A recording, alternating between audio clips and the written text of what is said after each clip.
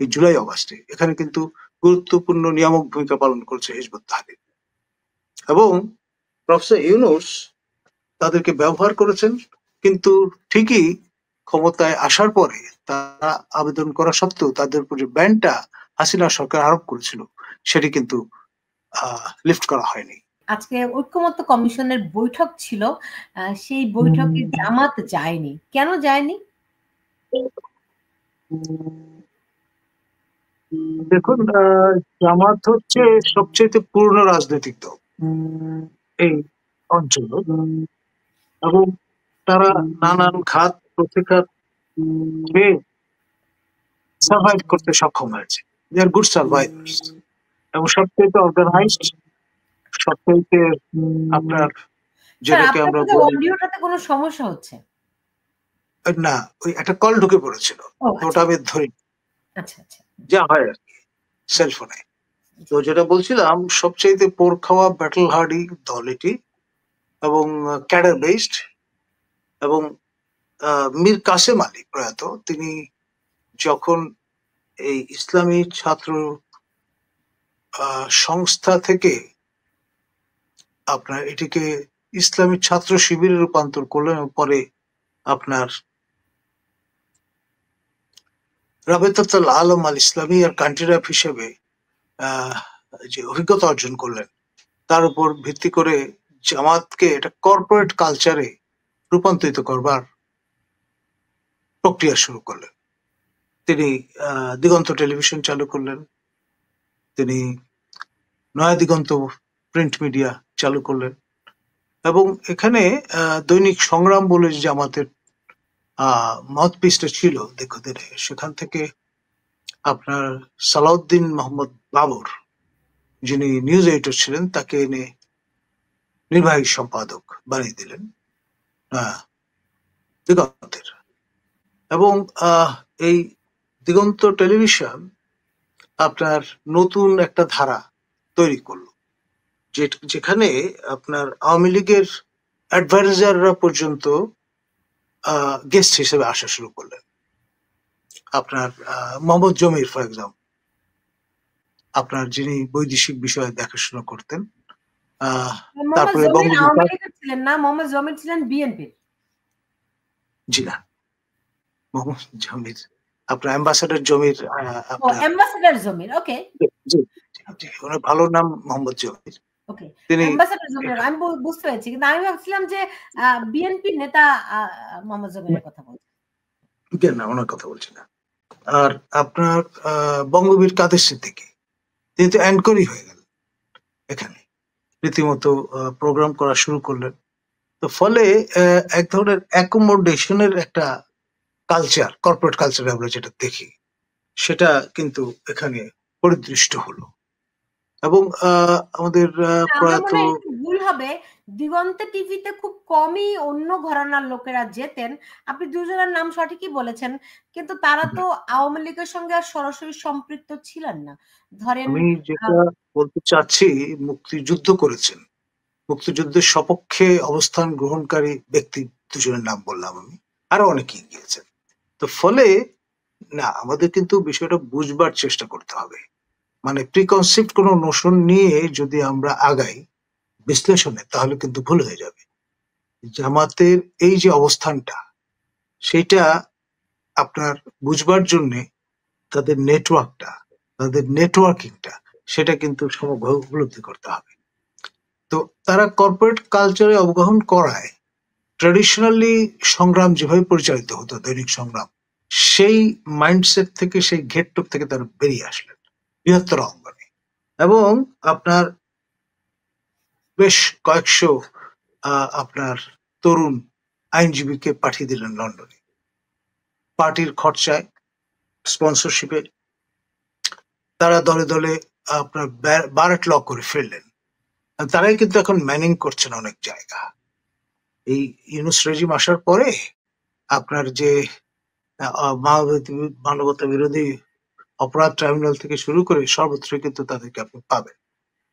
এবং এই যে লং টার্ম একটা পার্সপেক্টিভে তারা কাজ করবে, এর বিপরীতে আপনি খেয়াল করেন যে আওয়ামী লীগের পক্ষ থেকে যেমন আওয়ামী ফাউন্ডেশন করা হয়েছে। বাংলাদেশ ফাউন্ডেশন মোনায়েম সরকার পরিচালনা করতেন, বা আপনার আরো যে থিঙ্ক ট্যাঙ্ক গুলো আমরা দেখেছি, তারা প্রচুর রিসোর্স ব্যয় করেছেন, কিন্তু কাজের কাজ খুব একটা কিন্তু হয়নি, টু বি অনেস্ট। আপনার সাকসেসিভ ভাবে যাদেরকে আপনার মেইন স্ট্রিম দুটো পলিটিক্যাল পার্টি আওয়ামী লীগ এবং বিএনপি তথ্য গবেষণার দায়িত্ব দিয়েছেন, তারা কিন্তু আপনার ওই স্ট্রাকচারের মানুষ না। যেমন নসু সাহেব বিএনপির তথ্য গবেষণা সম্পাদনার দায়িত্ব পালন করেছেন। এখন তার depth of knowledge, with due respect, পড়াশুনো, তারপরে আপনার কতটুকু উচ্চতার তিনি অর্জন করতে সক্ষম হয়েছে, এই বিষয়গুলো নিয়ে আপনি নির্মোহভাবে যদি বিশ্লেষণ করতে যান, তাহলে দেখবেন যে এখানে আপনার উইথ পিঞ্চ অফ সল্ট আপনাকে অগ্রসর হতে হবে। এর বিপরীতে জামাতের লোকজন ব্রিটেনে গিয়ে আপনার দাওয়াতুল ইসলাম প্রতিষ্ঠা করেছে, এবং লেস্টার বলে শহরটি যেটি আছে, বর্ধিষ্ণু শহর, সেখানে আপনার ইসলামিক ফাউন্ডেশন গঠন করেছে মানাজির হাসানের নেতৃত্বে, এবং সেখানে যে থিঙ্ক ট্যাঙ্ক গড়ে উঠেছে, তারা বাংলাদেশের সকল বিষয় আপনার তাদের নখদর। এখন এই যে রিট্রিটে গিয়ে বিলেতের মতো জায়গায় আপ টু দ্য মার্ক একটা অবস্থান নিয়ে তারপর বিষয়গুলোকে বিশ্লেষণ করা, তাদের দৃষ্টিকোণ থেকে তাদের যে প্যাকেজটা কিভাবে আনফোল্ড করবেন সে বিষয়ে আপনার তারা কিন্তু নিরন্তর লেগেছিলেন। এর বিপরীতে উল্টো ঘরানার যারা লিবারাল রাজনীতি করেন, বিএনপি বলেন, আওয়ামী লীগ বলেন, তারা কিন্তু আপনার এক ধরনের লিপ সার্ভিসে ব্যস্ত হয়ে গিয়েছিলেন। They didn't mean business in real sense of the term. তার ফলে যে হায়াটাসটা তৈরি হয়েছে, সেটার ইম্প্যাক্টটা আমরা এখন দেখতে পাচ্ছি। এখন আপনার এখানে আপনার মিস্টার চৌধুরী, যিনি প্রথম উদ্যোগ নিয়েছিলেন থিঙ্ক ট্যাঙ্ক গঠনের আপনার আওয়ামী লীগের, বা অ্যাম্বাসেডর ওয়ালিউর রহমান, যিনি বিলিয়ার পরিচালক ছিলেন, তিনি কিন্তু এখানে যথেষ্ট সাপোর্টিভ রোল রেখেছেন। প্রয়াত, তিনি এখন পৃথিবীতে নেই। বা হেরিটেজ ফাউন্ডেশন গঠন করেছিলেন। তারা একটা নির্দিষ্ট অ্যাম্বাসেডর ওয়ালিউর রহমান, তারা তো আওয়ামী লীগ পন্থী ছিলেন না। না, তিনি আওয়ামী লীগের পক্ষ থেকে নমিনেশন চেয়েছিলেন, পাননি। এখন আওয়ামী লীগের আদর্শে যখন অ্যাম্বাসেডর ছিলেন তখনও তো তিনি আওয়ামী লীগ পন্থী ছিলেন না। পরবর্তীতে যখন তিনি সার্ভিস শেষ করে ফিরলেন, তখন কিন্তু রিলিজিয়াসলি আওয়ামী লীগ ঘরানার জন্য যে সার্ভিসটা তিনি দিয়েছেন সেটা অপরিসীম, রীতিমতো অতীব মূল্যবান। আমি তো মনে করতে পারছি আপনার বিলিয়া মানে আওয়ামী লীগের কর্ণধার বঙ্গবন্ধু শেখ মুজিবুর রহমানের নেতা, তিনি যাকে নেতা সম্বোধন করতেন, আমার নেতা হোসেন শহীদ সরওয়ার্দী। আপনি যদি সেটাই বলেন, তাহলে ৭১-এ তো সবাই আওয়ামী লীগ ছিল, আওয়ামী লীগের বাইরে তো অন্য দল ছিল। হোসেন শহীদ সরওয়ার্দীর যে বাড়িটা ঢাকায়, সেই বাড়িটা ধানমন্ডির ৭ নম্বর রোডে অবস্থিত। সেই জায়গাটা আপনার সরওয়ার্দী মহোদয়ের পুত্র শাহেদ সোহরাওয়ার্দী, যিনি পাকিস্তান অপ্ট করলেন নাগরিকত্ব নেওয়ার জন্য, তিনি ভাবলেন যে এটা বিক্রি করে টাকাটা লিকুইড করে নিয়ে চলে যাবেন পাকিস্তানে। সেই সময় সেই জায়গায় নজর দিলেন ওয়ালিউর রহমান। তিনি সবাইকে একত্রিত করে মার্কিন তেল কোম্পানির টাকায় এই প্রপার্টিটা শাহেদ সোহরাওয়ার্দীর কাছ থেকে সিকিউর করলেন, করে একটা বাই পার্টিসান থিঙ্ক ট্যাঙ্ক প্রতিষ্ঠা করলেন, BILIA, Bangladesh institute of international, Bangladesh institute of law and international affairs, এবং স্থায়ী এখানে চমৎকার লাইব্রেরি গড়ে উঠলো, জার্নাল একাধিক প্রকাশিত হওয়া শুরু করলো, এবং সাকসেসিভ ডিরেক্টর যারা আসলেন তারা কিন্তু এটাকে রিয়েল বাই পার্টিসান একটা থিঙ্ক ট্যাঙ্ক হিসেবে দাঁড় করালেন। আপনার আওয়ামী লীগ, বিএনপির টপব্রাস তারা কিন্তু এখানে নিয়মিত আসতেন, এবং এই বিলিয়া এবং ওয়ালিউর রহমান গুরুত্বপূর্ণ ভূমিকা পালন করেছিলেন। আপনার ৯১-এর নির্বাচনে যখন আপনার আওয়ামী লীগ পরাজিত হলো এবং বিএনপি সরকার গঠন করলো, সেই সময় থেকে শুরু করে পরবর্তী সময়েও একটা ক্যাটালিটিক রোল প্লে করেছেন। আপনার যাতে আওয়ামী লীগের সদস্যরা শপথ গ্রহণ করে আপনার বিরত না থাকে, সেটি এনশিওর করেছিলেন 2001-এর নির্বাচনে পরাজিত হওয়ার পর। 60টার মতো আসন তারা পেয়েছিলেন এবং চিন্তাটা ছিল আত্মঘাতী টাইপ, যে তারা শপথ গ্রহণ করবেন না। তখন প্রয়াত আপনার অধ্যাপক আলী আশরাফ, যিনি ডেপুটি স্পিকার এবং পরবর্তীতে অ্যাক্টিং স্পিকারের দায়িত্ব পালন করেন, তাকে বিলিয়ে নিয়ে আসা হয়েছিল এবং অ্যাম্বাসাডার ওয়ালির রহমান তার যে কারিশমা সেটি ব্যবহার করে তাকে কনভিন্স করে আমাদের তৎকালীন বিরোধী দলের নেত্রী শেখ হাসিনাকে আপনার কনভিন্স করে শপথ গ্রহণের ব্যবস্থাটি করেছিলেন। এবং সেই লক্ষ্যে স্বয়ং সাবেক মার্কিন রাষ্ট্রপতি জিমি কার্টারকে ভূমিকা পালন করতে হয়েছে। আটলান্টা থেকে তিনি শেখ হাসিনাকে ফোন করেছিলেন, তিনি রীতিমতো খিল দিয়ে এমন ইনকমিউনিকেট হয়ে গিয়েছিলেন দরজায়, এবং সেই জায়গাটায় বরফ গলানোর ভূমিকাটি পালন করেছিলেন অ্যাম্বাসাডার প্রয়াত ওয়ালিউর রহমান। তো এই ধরনের যে ক্যাটালিটিক রোল প্লে করা থিঙ্ক ট্যাঙ্ক হিসেবে, সেই ভূমিকাটি পালন করার মতো কোনো প্রতিষ্ঠান বর্তমানে অ্যাক্রস দ্য ডিভাইড নেই। কিন্তু জামাতের এই যে ইনস্টিটিউট অফ ইসলামিক থট ধরনের প্রতিষ্ঠান কিন্তু আছে, যেটি বিএনপি এবং আওয়ামী লীগের অনুপস্থিত। এই ক্রিটিক্যাল আপনার এই রিভিউগুলো কিন্তু জরুরি। এখন যেই হায়াটাসটা বা যে গ্যাপটা বা শূন্য স্থানটা, সেটা কিন্তু আপনার পরিপূরণে এগিয়ে আসছে হিজবুত তাহরিরের মতো প্রতিষ্ঠান, যারা রাষ্ট্রে বিশ্বাস করে না, তারা রাষ্ট্রের ধ্বংস কামনা করে এবং খিলাফত প্রতিষ্ঠা করতে চায়। জামাতের চেয়ে আরেক কাঠি সরেস বলতে গেলে, এবং তরুণ সচেতন মননে কিন্তু তারা দাগ কাটতে সক্ষম হয়েছে। এই যে বিপ্লবটি সংগঠিত হলো বা আন্দোলন অভ্যুত্থান, যেভাবে আপনি বর্ণনা করেন না কেন, আপনার এই জুলাই অগাস্টে এখানে কিন্তু গুরুত্বপূর্ণ নিয়ামক ভূমিকা পালন করছে হিজবুত তাহরির, এবং প্রফেসর ইউনূস তাদেরকে ব্যবহার করেছেন। কিন্তু ঠিকই ক্ষমতায় আসার পরে তারা আবেদন করা সত্ত্বেও তাদের উপর যে ব্যানটা হাসিনা সরকার আরোপ করেছিল, সেটি কিন্তু লিফট করা হয়নি। জামাত এবং শিবিরের উপর যেই নিষেধাজ্ঞা আরোপ করা হয়েছিল একেবারে ফ্যাগ এন্ডে আপনার আওয়ামী লীগ শাসন আমলে, সেটি কিন্তু দ্রুততম সময়ের মধ্যে আপনার উঠে গেছে, এবং আপনার জামাত তার সিম্বল ফিরে পাওয়ার একটা প্রক্রিয়া করেছে। দাঁড়িপাল্লা আপনার নিবন্ধন যেটি স্থগিত হয়ে গিয়েছিল, কষ্ট হয়ে গেছিল, সেটি কিন্তু তারা এনশিওর করেছে। তো ফলে তারা কিন্তু থেমে নেই, টুকটুক করে তারা রিকভার করে ফেলেছে অনেকটা। তো এইরকম একটি অবস্থায় তাদের কাছে মনে হয়েছে যে ঐকমত্যের নামে কিছু চিন্তা উপর থেকে চাপিয়ে দেওয়ার যে চেষ্টা, সেটা তারা যদি আপনার বয়কট করে, তাহলে তাদের লেজিটিমেসি আরো বাড়বে এবং তারা একটা এজ লাভ করবে, আলোচনায় আসবে। এবং এনসিপিও কিন্তু একই কায়দায় তারা কিন্তু বিরোধিতা করছে এই ঐক্যবদ্ধ কমিশনের যে জবরদস্তি চেষ্টাটা, সেটি। এবং নূর, ভিপি নূরের যে দল, তারাও কিন্তু সব দুটি বিষয় ছাড়া অন্য কোনো বিষয় একমত হয়নি। এমনকি মাহমুদুর রহমান মান্না, তিনিও কিন্তু বিভিন্ন বিষয়ে দ্বিমত করেছেন। তো ফলে আলটিমেটলি যেটি যেদিকে গড়াচ্ছে পুরো ব্যাপারটা, দেখা যাবে যে বিএনপি যদি শেষ অব্দি সকল বিষয়ে একমত না হয়, তখন কিন্তু স্বাক্ষর যুক্ত করে এটাকে কোডিফাই করবার যে ইচ্ছা, সেটি কিন্তু ফলবতী হবে না।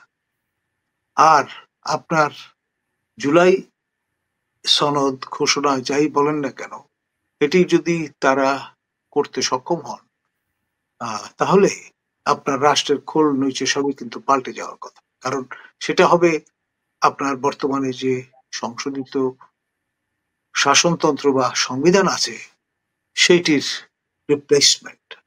তো ফলে আপনার এটা একটা সাংঘর্ষিক অবস্থায় নিয়ে গেছে আপনার স্ট্যাবলিশমেন্টকে আপনার এই প্রচেষ্টার সঙ্গে। এখন আমাদের সতীর্থ professor Ali Riaz, Illinois professor, তিনি বেসিক্যালি যে ট্রায়োটা এখানে আন্তর্জাতিকভাবে লবিং এর কাজ করেছে, অ্যাম্বাসাডার মাইলাম, সাবেক মার্কিন রাষ্ট্রদূত, এবং জন ডেলেনভিস, যিনি deputy head of the mission ছিলেন, 3 বার পোস্টেড ছিলেন ঢাকায়, তারা তাদের যে ফ্রিডম ফাউন্ডেশন আছে, তারা কিন্তু আন্তর্জাতিকভাবে এবং নর্থ আটলান্টিক রিজিয়নে কনসিস্টেন্টলি এবং পারসিস্টেন্টলি তারা কিন্তু ক্যাম্পেইন করেছে আপনার শেখ হাসিনা সরকার বিতরণ করবার নিরিখে। এবং তাদের এই যে ফোকাসড, পারসিস্টেন্ট, কনসিস্টেন্ট আপনার লেগে থাকাটা, সেটা কিন্তু ডিভিডেন্ড প্রদান করেছে। আর বেনিফিশিয়ারি কে হলেন? প্রফেসর ইউনূস। তিনি আস্তে ধীরে একটা ছোট্ট মাইনর অপারেশন সেরে প্যারিস থেকে আসতে দেরি করলেন, এবং এই যে 5 তারিখের জায়গায় 8 তারিখে শপথ গ্রহণ করার কারণে কতগুলো অমূল্য প্রাণ ঝরে গেল, এবং পরে সেটাকে ধামাচাপা দেওয়ার ব্যবস্থা করা হলো ইন্ডেমনিটি প্রদান করে। এবং খেয়াল করে দেখেন 75-এর অগাস্টের বিয়োগান্তক যে ঘটনা, সেইটিকেও প্রয়াত রাষ্ট্রপতি খন্দকার মোশতাক আহমদ ইমনিটি প্রদান করেছিলেন। সেই ইন্ডেমনিটি কিন্তু আলটিমেটলি ধোপে টেকেনি। এই ইন্ডেমনিটি যে আলটিমেটলি কতদিন আপনার ধোপে টিকবে, সেটা নিয়ে হইতে পিঞ্চ অফ সল্ট কথা বলা যায়।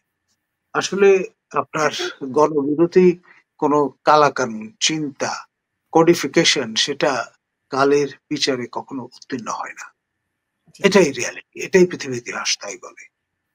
এখন স্যার, ধরেন প্রথমে আপনাকে যে প্রশ্নটি করেছিলাম সেটার উত্তরে যা বললেন, তাতে কি এমনটি যে হিজবুতি যে অংশটি, তাদের সঙ্গে জামাতিদের একটা বিবাদ তৈরি হয়েছে? এটা বরাবরই ছিল, কারণ অফিসিয়ালি জামাত নিয়মতান্ত্রিক রাজনীতি করবার জন্য প্রতিজ্ঞাবদ্ধ, নিবন্ধন তাদের সেই রকম। কিন্তু হিজবুত নির্বাচনী ব্যবস্থায় বিশ্বাস করে না, নিবন্ধন তো দূরের কথা। আমি হিজবুতের যারা ফাউন্ডার বাংলাদেশে, প্রয়াত প্রফেসর গোলাম মাওলা, আমাদের সহকর্মী, তিনি একসময় আওয়ামী লীগ করতেন এবং সিন্ডিকেট মেম্বার ছিলেন, নীল দলের টিকিটে নির্বাচিত হয়েছিলেন।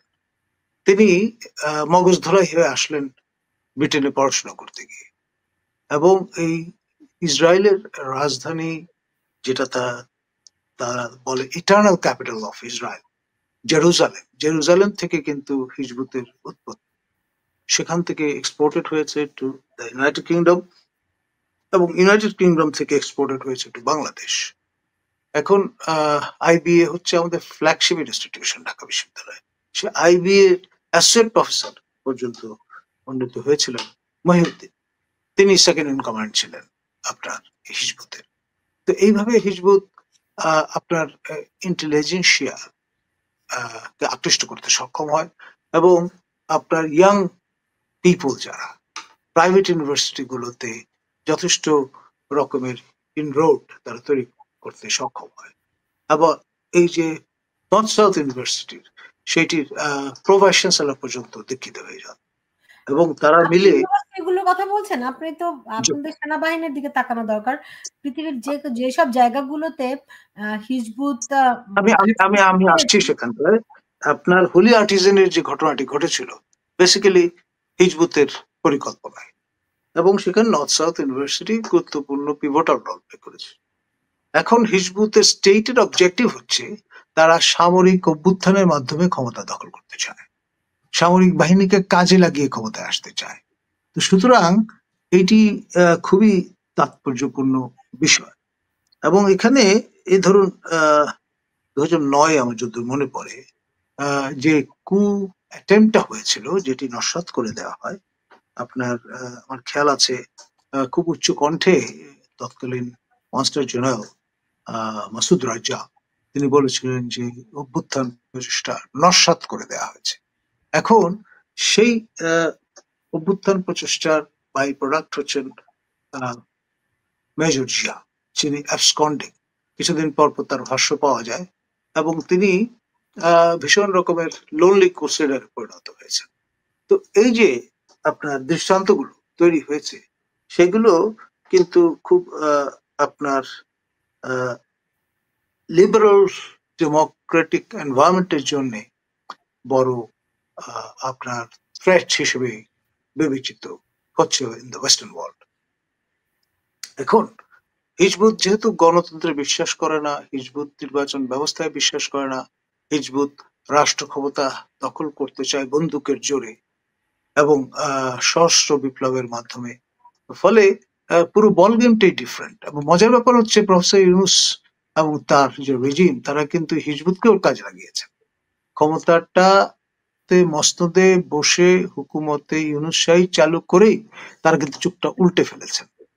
সে কারণে আমরা দেখলাম হিজবুতের যিনি আপনার মিডিয়া কোঅর্ডিনেটর, তাকে সিটিটিসি আটক করে এই ইউনূস সরকার ক্ষমতা আসার পরে, এবং এখন পর্যন্ত টিল টু ডেট আমরা কিন্তু জানি না তার কপালে কি ঘটেছে। তিনি কি গুমের শিকার হলেন, না নব্য আপনার যে কায়দা নকশা যেটি মিস্টার মুসোলিনিকেও লজ্জায় ফেলে দেবে, যিনি আপনার ফ্যাসিবাদের জনক ইত্যাদির সেই স্বৈর শাসক,